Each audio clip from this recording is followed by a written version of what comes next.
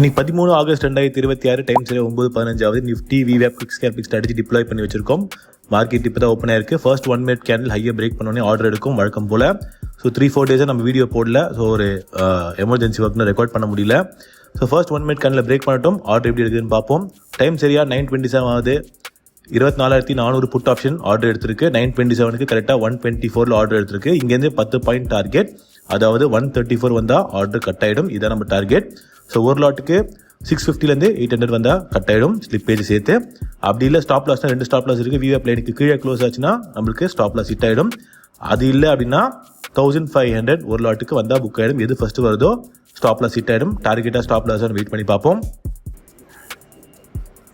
So பார்க்குறோம் 10 point target book ஆயிருக்கு. 9:27 எடுத்தோம். 9:32க்கு 134 புக் ஆயிருக்கு. 10 லாட்டில் நம்மளுக்கு 6,800 ப்ராஃபிட் புக் ஆயிருக்கு. இன்னி டேல நம்மளுக்கு 6,800 புக் ஆயிருக்கு. மறுபடியும் நாளை ஒரு புதிய சந்திப்போம். நன்றி, வணக்கம்.